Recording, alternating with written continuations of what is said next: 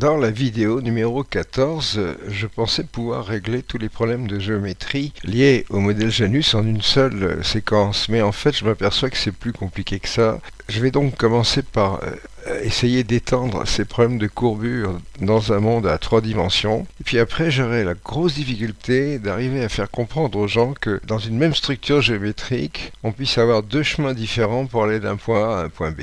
Commençons par un petit supplément de géométrie. Bien, eh bien voilà le matériel pour cette expérience de géométrie. Alors ça c'est un tapis de souris, hein. Mais je vais utiliser le verso parce que là j'ai du néoprène et ça ne glisse pas. Deuxième instrument, une cuillère à soupe. Une cuillère à soupe et je me débrouille pour que ce tapis de souris fasse que la cuillère ne glisse pas. Ensuite, je vais mettre le manche comme ceci et puis là j'ai des graduations. À l'intérieur de la cuillère, j'ai tracé une courbe fermée, un petit cercle comme ça. Alors, je prends un crayon et je pointe cette partie de la courbe. Et là, maintenant, l'expérience est partie. Je vais parcourir cette courbe avec mon crayon. Vous voyez, comme ceci. Alors, ma cuillère se dandine un peu. Et puis, une fois que je suis arrivé à mon point d'arrivée, tac, je vois une chose, c'est que ma graduation est arrivée sur 20 degrés. Eh bien, 20 degrés, c'est la mesure de la quantité de courbure angulaire qui se trouve dans la petite courbe en question.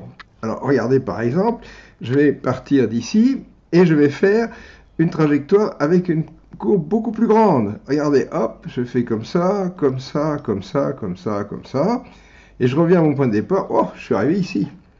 Alors qu'au contraire, si je fais une toute petite courbe ici au centre, vous voyez, je pars d'ici, et hop, hop, hop, hop, bon, ben, j'ai fait 10 degrés. Alors, autre expérience intéressante, quel trajet dois-je faire subir à mon crayon dans le fond de cette cuillère pour que le manche ne bouge pas? Ben, regardez, il y a un trajet qui est celui-ci, hop, je fais comme ça, et puis je reviens. Bon, ça n'a pratiquement pas bougé. Je peux aussi faire comme ça, hein, hop, et je reviens, ça ne bouge pas non plus. Et qu'est-ce que c'est que ces trajets sur le fond de la cuillère? Eh bien, ce sont des géodésiques.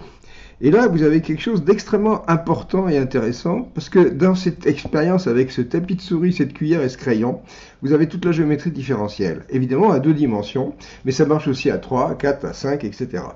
Quand j'ai pris ma cuillère à soupe et mon tapis de souris, le tapis de souris est le plan tangent à la cuillère le long de la courbe considérée. Maintenant, on va faire l'inverse, c'est-à-dire que on va bouger le tapis de souris par rapport à la cuillère. Alors la cuillère, ça va devenir cette sphère, hein, et sur cette sphère, on va envisager deux types de trajets. Celui-ci, c'est un trajet suivant une géodésique, qui est un grand cercle, et ça n'est pas une géodésique. Bon. Maintenant, ici, je pars de ce point-là, qui est ce point M, et puis là-dessus, j'ai un plan tangent. Alors malheureusement, il me faudrait une sphère en néoprène pour que ma plaque de rhodoïde ne glisse pas sur la sphère. Donc je vais être obligé de l'aider un petit peu. Alors, vous voyez, la chose suivante, c'est que si je me déplaçais le long de cette géodésique, regardez, il se passerait ça, hein, voilà, hop, et mon déplacement ferait que le plan tangent ne bougerait pas. Par contre, maintenant, si j'effectue ce déplacement suivant cette courbe fermée, en étant tangent à cette courbe, ben, il va se passer la chose suivante, vous voyez, hop, hop, hop, hop, hop, et quand je reviens à mon point de départ, eh bien mon plan de tangent a tourné un petit peu. C'est exactement la même chose que l'expérience avec la cuillère à soupe, sauf que la cuillère à soupe, c'est plus facile. Alors maintenant, il reste à expliquer pourquoi ça tourne. Bien, eh bien, dans ces vidéos, vous savez qu'on ne donne pas de démonstration, mais démonstration. Alors d'abord, une courbe continue comme ça, c'est un peu gênant, on a du mal à manipuler ce genre de choses. C'est plus facile de prendre quelque chose de discrétisé, c'est-à-dire un polygone, comme ça, de remplacer le cercle par un polygone à 12 côtés. Mais au fond, on pourrait aussi le remplacer par une chose à 3 côtés, comme ça, avec effectivement, chacun des segments est un arc géodésique. Alors, on va reprendre cette histoire de la cuillère, comme ceci.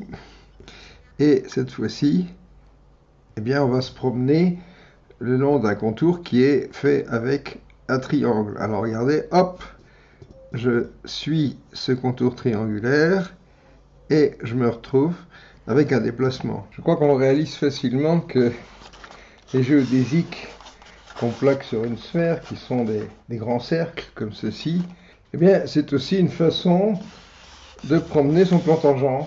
Je pense qu'on voit bien que le plan tangent suit la géodésique sans tourner.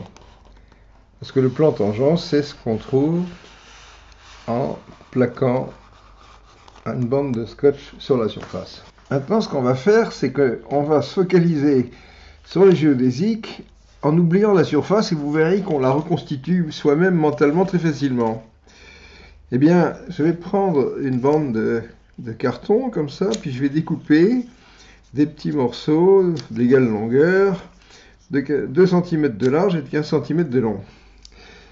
Ensuite, le deuxième instrument que je vais prendre, c'est une agrafeuse. Alors, avec l'agrafeuse, là par exemple, je vais former un angle droit, comme ça. Alors, c'est très facile à faire. Crac, un angle droit. Maintenant, je fais un deuxième angle droit ici. Voilà.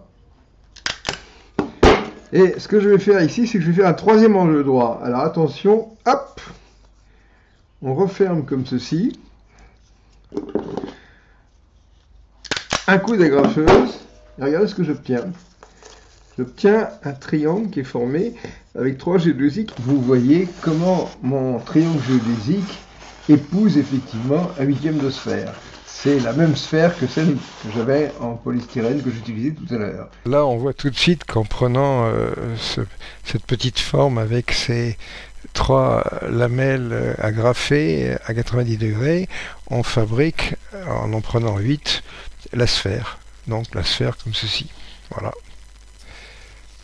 Ok. Ce petit schéma-là va me permettre de regarder comment évolue le plan tangent. Ici, je trace des flèches. Voilà. Voilà.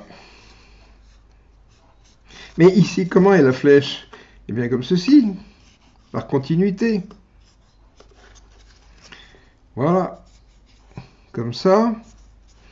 Comme ça.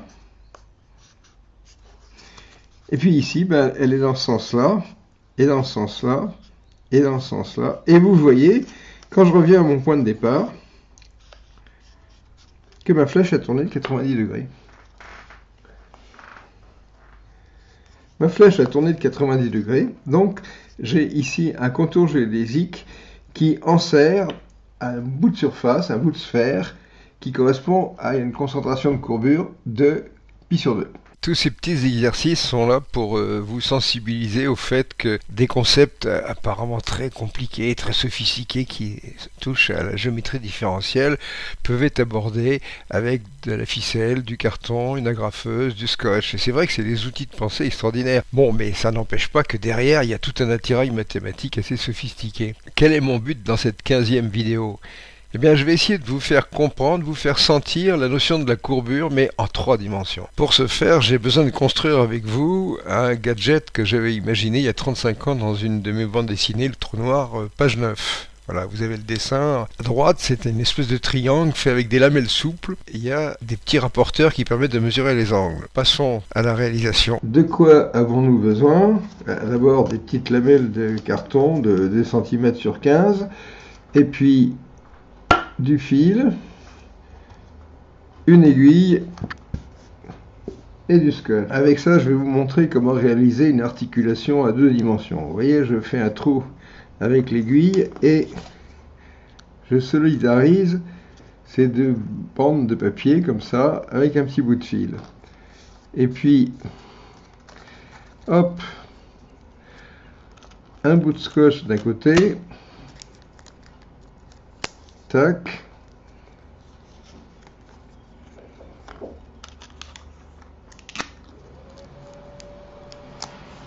Un bout de scotch de l'autre. Je coupe le bout de fil qui est en trop. Et voilà. J'ai une articulation, vous voyez, bidimensionnelle, formidable.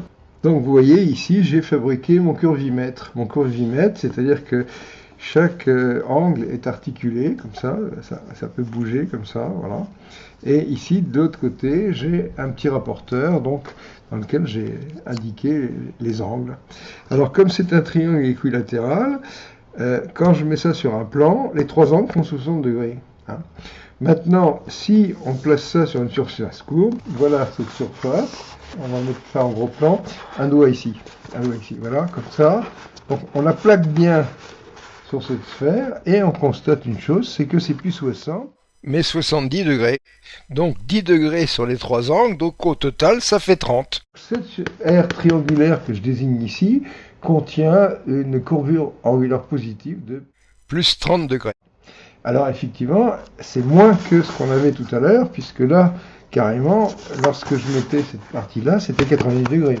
C'est-à-dire, autrement dit, c'était 60 plus 30, donc il y avait plus 30 aux trois angles. La somme, ça faisait 90. Voilà. Donc, on a donc un curvimètre qui permet de mesurer les courbures positives, mais également les courbures négatives. Alors les courbures négatives, si j'avais ce genre de tabouret en forme de diabolo, c'est très commode pour mesurer la courbure négative. Vous en avez un, par exemple, page 23 du Géométrie Con sur la droite, mais également vous pouvez utiliser la croupe d'un cheval si vous pouvez avoir accès à cet animal. Enfin, il faut signaler une chose, c'est que des zones à courbure positive et négative, vous en trouvez également sur le corps humain, si on vous laisse la possibilité de faire de l'expérimentation de ce genre.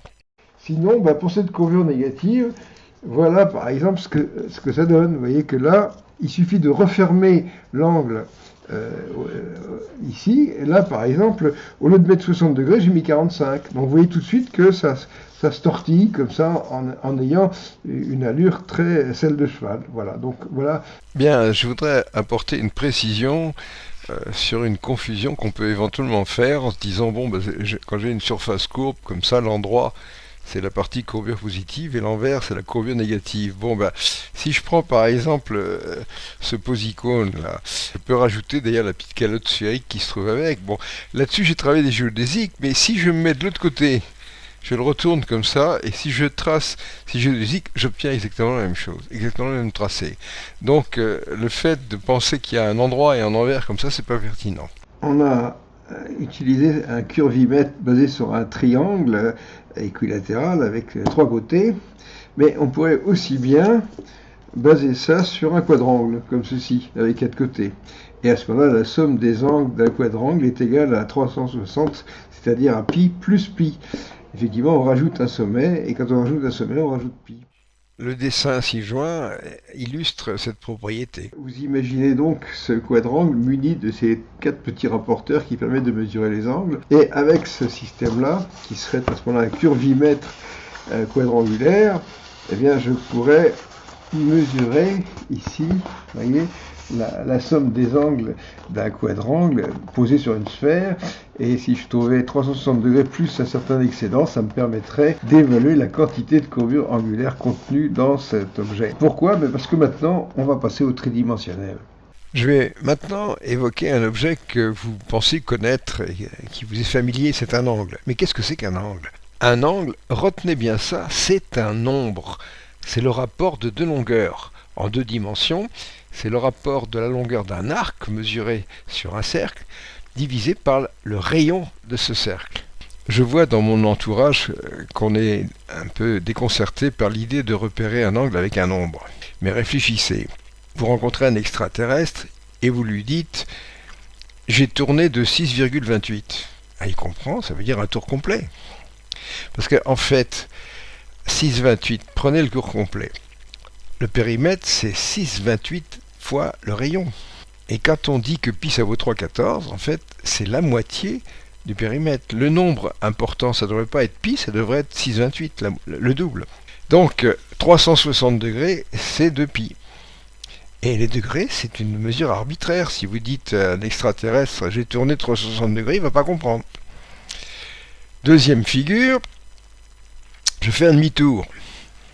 Un demi-tour, c'est 180 degrés, mais c'est 3,14 fois R. C'est-à-dire que si on prend la moitié du périmètre, c'est-à-dire l'arc divisé par le rayon, on trouve 3,14, le rapport. Donc 180 degrés, c'est pi. Troisième figure, je tourne de 90 degrés, je fais un quart de cercle, et à ce moment-là, quand je divise l'arc par le rayon, j'obtiens 1,57, c'est-à-dire pi sur 2. Donc 90 degrés, c'est pi sur 2. Voilà, c'est tout. Maintenant, qu'est-ce que c'est qu'un angle en 3 dimensions. Eh bien, en 2 dimensions, on se servait d'un cercle. En 3 dimensions, on va se servir d'une sphère. Et un angle dans ce monde en 3 dimensions s'appelle un angle solide. C'est également un nombre. Et à ce moment-là, c'est le rapport d'une surface que vous voyez, qui est la surface balayée par cette espèce de cône, divisé par le carré de la distance. On obtient donc un nombre qui se mesure également en radians. Et c'est le rapport de 2 surfaces. Bien, maintenant nous allons nous familiariser progressivement avec cette notion d'angle solide.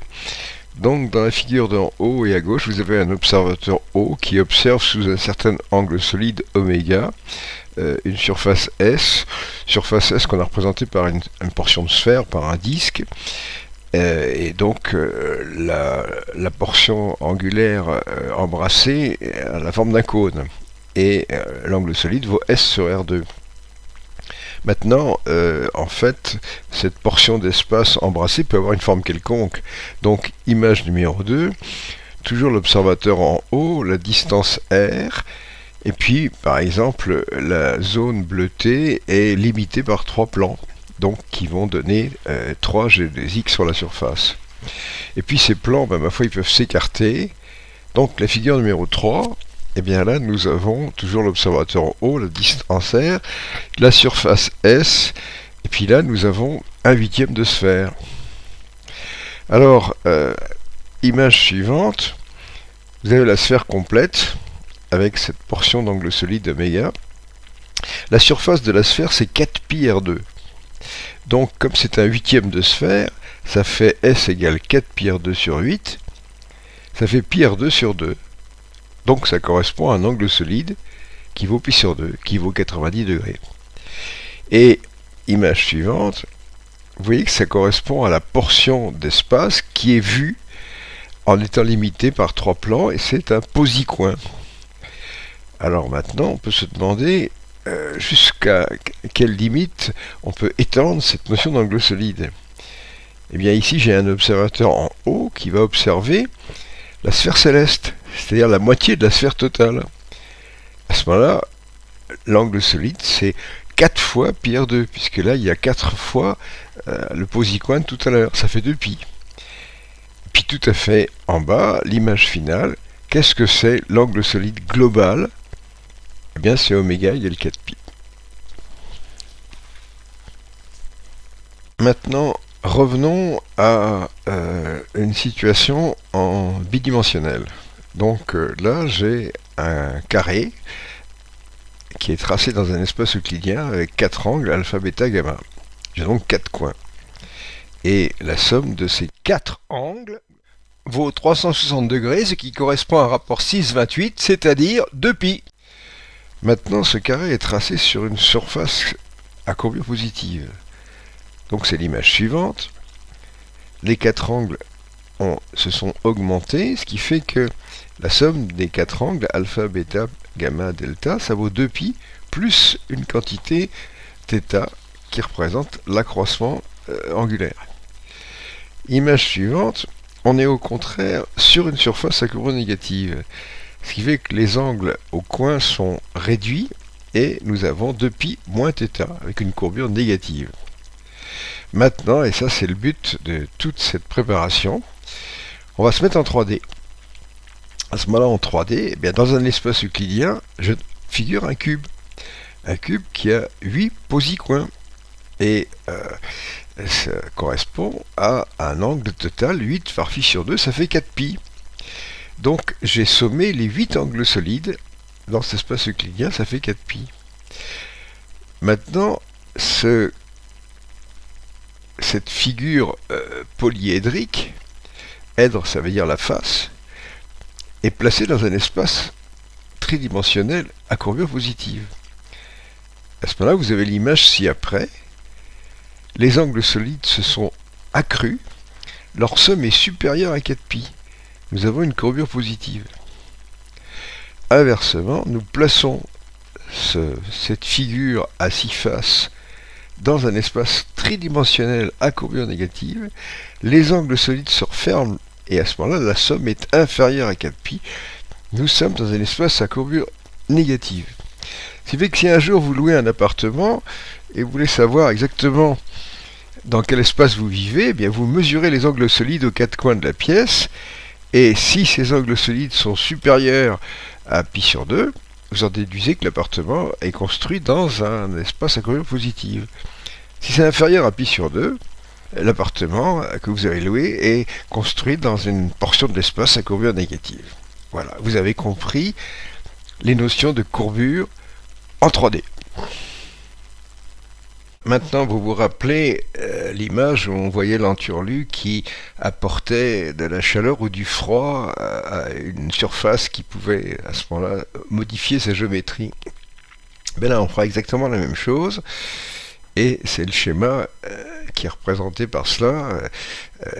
On apporte de l'énergie, et ça modifie la courbure, ça modifie l'énergie. Là, vous avez à peu près compris comment ça fonctionne.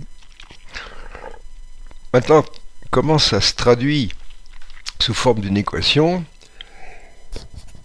Ça, c'est, je dirais pas que c'est secondaire, mais enfin, il y a les principes généraux et la façon dont on les écrit mathématiquement. Alors, c'est exactement ce qu'a fait Einstein avec la complicité d'un mathématicien allemand. En 1915, il a écrit une superbe équation qui traduit exactement la même chose. C'est-à-dire qu'à droite, vous avez le second membre de l'équation, et vous avez la densité d'énergie. Et ça donne, à gauche, l'équation, et ces termes bizarroïdes, R mu nu, etc., ça traduit la géométrie de l'objet. Et alors on pourrait se demander pourquoi il n'y a pas simplement R mu nu, peu importe ce que c'est. On a rajouté un petit terme en moins 1,5 de machin truc, etc. Eh bien, figurez-vous que la relativité générale, ça décrit un monde qui peut être relativiste, où les vitesses peuvent atteindre, peuvent s'approcher des vitesses de lumière, où il y a des courbures. Mais dans notre vie paisible de tous les jours, la courbure, c'est pratiquement rien. On vit dans l'euclidien, les vitesses sont très faibles. Donc il faut absolument que ce formalisme s'accorde avec notre vie de tous les jours. Donc c'est pour ça qu'on a bricolé le premier membre, de manière à ce que lorsqu'on fait ce qu'on appelle l'approximation newtonienne, eh bien à ce moment-là, on obtient les équations de la mécanique des fluides toutes bêtes. C'est pour ça que les cosmologistes disaient que le cosmos était un gaz de poussière, c'était un fluide. Effectivement, l'équation d'Einstein, lorsqu'on la linéarise, lorsqu'on fait l'approximation vitesse très faible, courbure très faible, on va retrouver les équations de conservation de la masse, conservation de l'impulsion, etc. C'est pour ça que le premier membre a cette forme un peu bizarre. Là, j'en viens à un point extrêmement important du discours que je suis en train de développer ici. La physique ordinaire, la physique non relativiste, elle fait partie de la physique relativiste. Par exemple, lorsqu'Einstein a calculé la correction correspondant à l'avance du périhélie de Mercure, on voyait que la trajectoire de Mercure n'était pas parfaitement une ellipse, mais quelque chose qui se déplaçait. Ceci étant, c'est très faible. C'est-à-dire que, en première approximation, c'est des ellipses. Donc, autrement dit, les lois de Newton, la physique newtonienne, c'est une approximation de la physique relativiste d'Einstein. Alors, en particulier, quand je prends l'équation d'Einstein, eh bien, quand je prends sa forme approximative, lorsque je la linéarise, je vais retrouver la loi de Newton et la mécanique newtonienne. Ça, c'est très important. Autrement dit, lorsque je questionne l'équation d'Einstein, eh bien, elle me répond que deux masses positives s'attirent suivant une force proportionnelle à l'inverse du carré de la distance, avec une constante de proportionnalité qui est la constante de la gravitation. C'est tout. Dans le modèle Janus, on va voir intervenir des masses positives et des masses négatives. Et le 24 avril dernier, entre 16h et 17h, dans une émission qui s'appelle Jusqu'à preuve du contraire, qui est animée par Nicolas Martin, celui-ci avait invité trois personnages. Jean-Philippe Usan, sous-directeur de l'Institut Henri Poincaré, Thibaut Damour, professeur à l'Institut des hautes études de Bure-sur-Yvette, académicien, et puis Carlo Rovelli, physicien théoricien à Marseille. Donc ils ont disserté pendant 1 heure sur la gravitation et ses mystères, et à la fin le journaliste, Nicolas Martin, très timidement a dit à Carlo Rovelli: que pensez-vous de l'antigravitation? Et à ce moment-là, Rovelli a dit: vous savez, l'antigravitation, c'est de la science-fiction. Alors moi, je suis pas très sûr que Rovelli soit très à l'aise en relativité générale. On peut pas être calé partout. Et c'est dommage que j'ai pas été là parce que quand on voit jusqu'à preuve du contraire, j'aurais pu répondre à ça. Mais vous savez, les journalistes, ils invitent qui on leur dit d'inviter. Nous allons maintenant tirer au clair cette histoire de masse négative. Vous imaginez bien que depuis 1917, pas mal de gens ont essayé de voir ce qu'on pouvait faire avec une introduction possible de masse négative dans la relativité générale. Alors le type qui a tiré ça au clair, c'est un mathématicien anglais qui s'appelle Hermann Bondi, qui a publié en 1957 un article qui s'appelle Les masses négatives dans la relativité générale. Comme il s'écrit et se dit énormément d'âneries sur le sujet, en particulier la dernière c'est celle de Rovelli qui a probablement jamais lu cet article, je l'ai mis sur mon site, donc vous faites le site de Jean-Pierre Petit /bondi.pdf et vous avez accès à l'article. Comme ça au moins vous aurez une base. Alors quelle est la conclusion absolument imparable de cette étude fondée, je vous le dis, sur la relativité générale? Quand on met en présence dans ce contexte des masses positives et des masses négatives, eh bien, les masses positives attirent tout et les masses négatives repoussent tout. Ce qui fait que si vous prenez deux masses, l'une positive, l'une négative, dans ce contexte de relativité générale et que vous les mettez en présence, ça correspond au schéma ci-après. On a appelé ça le phénomène runaway. Donc vous avez la masse positive à droite, représentée en gris, qui est repoussée, qui s'enfuit. À gauche, la masse négative blanche qui est attirée et qui lui court après. Et alors les deux sont animés d'un mouvement uniformément accéléré, et cerise sur le gâteau, l'énergie cinétique du couple est conservée parce que le 1,5 du MV2 de la masse positive est positif alors que l'autre est négatif. Donc c'est complètement ingérable une histoire comme ça. Alors il s'est publié des articles, mais c'est même pas la peine de faire cette étude-là de manière perturbationnelle. Lorsqu'on imagine une masse négative en tant qu'assemblage de masse unitaire, eh ben ça explose, c'est tout. C'est instable. D'où cette idée, un cosmos avec des masses négatives, il y a instabilité. Le modèle Janus a des bases qu'on peut qualifier d'ontologiques. Premier point, absence avérée d'antimatière cosmologique. D'où l'idée de Sakharov, une deuxième entité, CPT symétrique. Mais dans la CPT symétrie, il y a la symétrie T, la symétrie temporelle. Ce qui veut dire que dans la seconde entité, la flèche du temps serait inversée. Deuxième point, le cosmos accélère. S'il accélère, c'est dû à une pression négative. Pression négative, densité d'énergie négative. Énergie MC2, masse négative. L'inversion du temps, théorème de Souriau, inversion de la masse et de l'énergie. Donc ce serait peut-être pas une mauvaise idée d'arriver à caser ces masses négatives. Mais dans la relativité générale, ça ne marche pas. Alors il faut inventer un autre contexte. Proposer un autre contexte, c'est proposer un changement de paradigme. Il est impossible d'espérer intégrer le modèle Janus dans la relativité générale, puisque ce modèle introduit des masses négatives qui ne collent pas avec la relativité générale. Donc, la seule solution, si ça fonctionne, c'est que la relativité générale, avec ses différents aspects observationnels, puisse arriver à être intégrée dans le modèle Janus. 1917 a représenté un changement de paradigme. L'ancien paradigme, c'est un espace euclidien avec des objets qui se déplacent, qui sont soumis à des forces. Dans le modèle d'Einstein, les forces disparaissent et l'espace est structuré géométriquement de telle façon que les particules suivent les géodésiques de cet espace. Les géodésiques, ça signifie la géométrie de l'objet. Et cette géométrie est solution de l'équation d'Einstein de 1915. Alors, qu'est-ce qu'on voit dans cette équation? Eh bien, à droite, il y a une lettre T mu. Et ça représente la distribution de matière. C'est un petit peu la donnée du problème. La lettre grecque qui, c'est une constante, ce qu'on appelle la constante d'Einstein. Puis alors à gauche, on a plusieurs termes, et on a une lettre petit g mu, et ça c'est ce qu'on appelle la métrique. C'est en fait ce qu'on cherche, et c'est à partir de la métrique qu'on va calculer le réseau des géodésiques. Et la lettre R, c'est une fonction de la métrique. Donc autrement dit, à gauche, en le premier membre, la fonction est connue, c'est petit g. Alors maintenant, qu'est-ce qui se passe quand on passe au modèle Janus? Eh bien, coup de baguette magique, clac, au lieu d'avoir une équation, on en a deux. Maintenant, regardez ce système d'équations.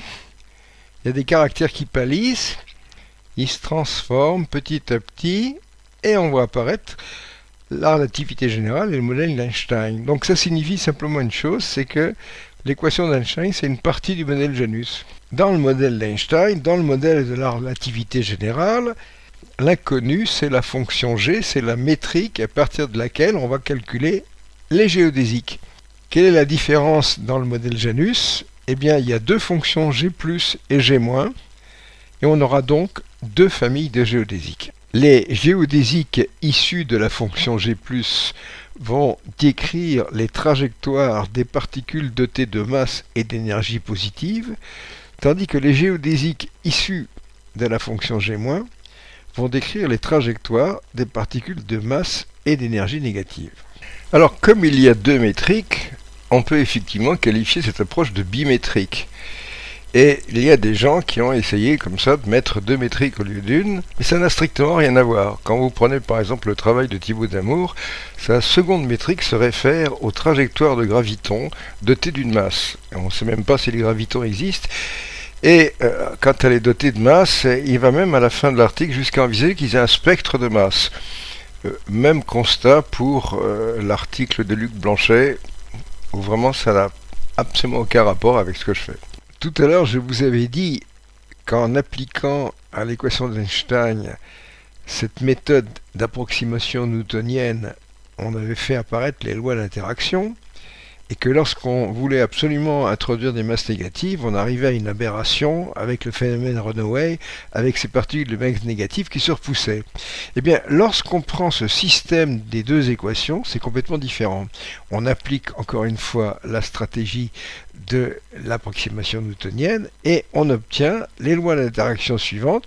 Les masses positives s'attirent selon la loi de Newton, les masses négatives s'attirent au lieu de se repousser selon la loi de Newton, et les masses de signes opposés se repoussent suivant anti-Newton. Donc à ce moment-là, le problème de l'instabilité des masses négatives est résolu, parce que si on a un assemblage de masses négatives, eh bien ça n'explose plus, c'est tout. J'ai publié et expliqué tout ça par le menu dans deux revues de haut niveau dans la spécialité, où les articles sont sélectionnés par des référies, par un comité de lecture. La première, c'est Astrophysics and Space Science. La seconde, c'est Modern Physics Letters A. Là, vous avez les références de ces deux articles. Le premier s'intitule Masse négative en cosmologie et nature de l'énergie noire. Le second a un titre assez long, Modèle cosmologique bimétrique avec interaction de masse positive et négative et deux vitesses de la lumière, donc différentes, en accord avec les observations concernant l'accélération de l'univers. Pour ceux qui en sont curieux, j'ai mis ces deux articles sur mon site et vous pourrez les télécharger avec les adresses ci-après. Si les gens ne lisent pas, on s'en sortira jamais. Et comme je ne suis pas admis à présenter ça dans les séminaires, c'est l'impasse. Mais il faut dire qu'il n'y a pas pire sourd que ceux qui ne veulent pas comprendre. Ce modèle Janus représente donc un changement du paradigme géométrique.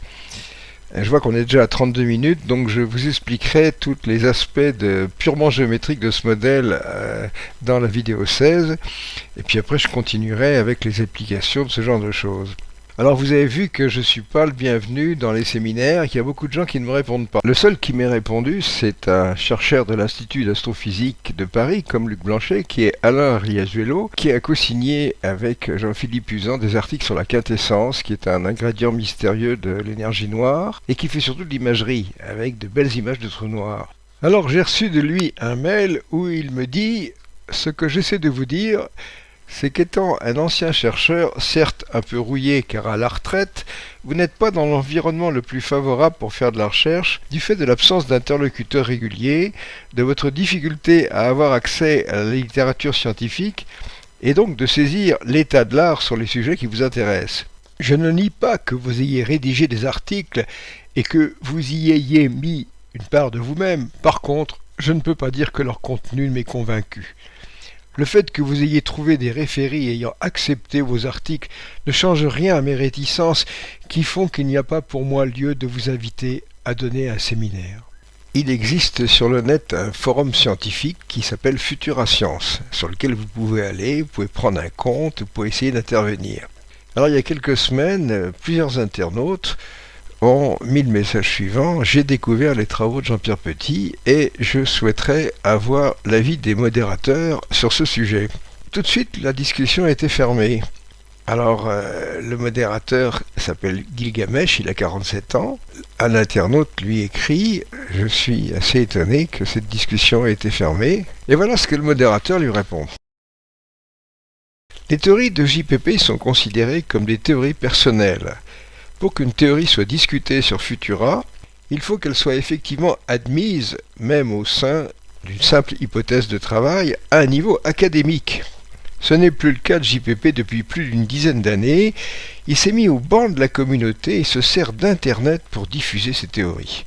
Nous ne souhaitons pas participer à ce que nous considérons comme une manière illégitime et vaine de participer au débat scientifique. Ces théories ne prendront consistance qu'en rencontrant un jugement favorable de la communauté cosmologique. Et il termine en disant: tu peux lire une critique en français de sa théorie et des univers jumeaux, et il fournit l'adresse ci-après, qui correspond à une page que Riazuelo a installée sur le site de l'astrophysique. Mais alors ce qui est fantastique, cette page, elle a été installée en 2006, c'est-à-dire il y a 11 ans. Et il est vrai que depuis 11 ans, j'ai fait de multiples demandes, que ce soit à Riazuelo ou à la direction de l'Institut d'astrophysique, pour pouvoir exercer un droit de réponse face à ces critiques que j'estimais infondées.